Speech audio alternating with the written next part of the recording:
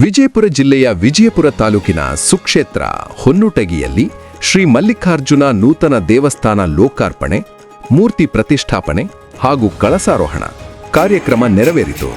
ಸಕಲ ವಾದ್ಯ ವೈಭವದೊಂದಿಗೆ ಶ್ರೀ ಮಲ್ಲಿಕಾರ್ಜುನ ಮೂರ್ತಿ ಹಾಗೂ ಕಳಸ ಪಲ್ಲಕ್ಕಿಯ ಭವ್ಯ ಮೆರವಣಿಗೆ ಗ್ರಾಮದ ವಿವಿಧ ಮುಖ್ಯ ರಸ್ತೆಯಿಂದ ನೂತನ ದೇವಸ್ಥಾನದವರೆಗೆ ವಿವಿಧ ಕಲಾ ತಂಡಗಳಿಂದ ಡೊಳ್ಳುಬಾಜಿ, ಭಜಂತ್ರಿ ಪುರವಂತರ, ವೀರಭದ್ರದೇವರ ಕಸರತ್ತುಗಳಿಂದ ರಸ್ತೆಯುದ್ದಕ್ಕೂ ಮೆರುಗು ತರುವಂತಿತ್ತು.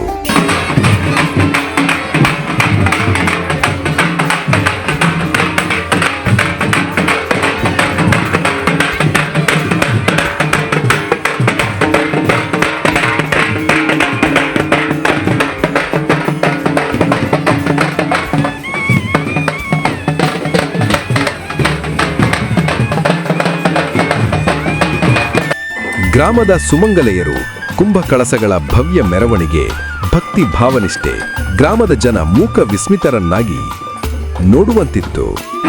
ಹೊನ್ನುಟಗಿ ಗ್ರಾಮದಲ್ಲಿ ಭಕ್ತಿ ಭಾವದಿಂದ ಸಡಗರ ನೋಡುಗರ ಕಣ್ಣಿಗೆ ಹಬ್ಬದ ವಾತಾವರಣ ನೆನಪು ತರುವಂತಿತ್ತು.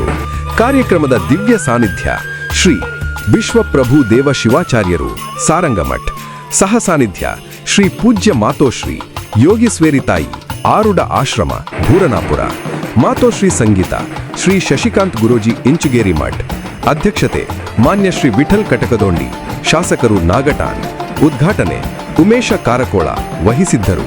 ಮುಖ್ಯ ಅತಿಥಿಗಳಾಗಿ ಮಾನ್ಯ ಶ್ರೀ ಬಸನಗೌಡರ ಪಾಟೀಲ್ ಯತ್ನಾಲ್, ನಗರ ಶಾಸಕರು ವಿಜಯಪುರ ಶ್ರೀಮತಿ ಸುಶೀಲಾಭಾಯ್ ಬಿರಾದಾರ್, ಶ್ರೀಮತಿ ಸಾವಿತ್ರಿ, ಶ್ರೀ ಪ್ರಫುಲ್ ಕುಮಾರ್ ಮಂಗಣವರ್, ಶ್ರೀ ರಾಜುಗೌಡ ಬಿ ಪಾಟೀಲ್, ಬಿಜೆಪಿ ಮುಖಂಡರು ಮಹಲ್ ಐನಾಪುರ, ಗಂಗಯ್ಯ ಸ್ವಾಮಿಗಳು ಹಾಗೂ ಗ್ರಾಮದ ಸಮಸ್ತ ಗುರು ಹಿರಿಯರು, ಯುವಕರು, ವಿದ್ಯಾರ್ಥಿಗಳು ಕಾರ್ಯಕ್ರಮದಲ್ಲಿ ಭಾಗವಹಿಸಿದ್ದರು.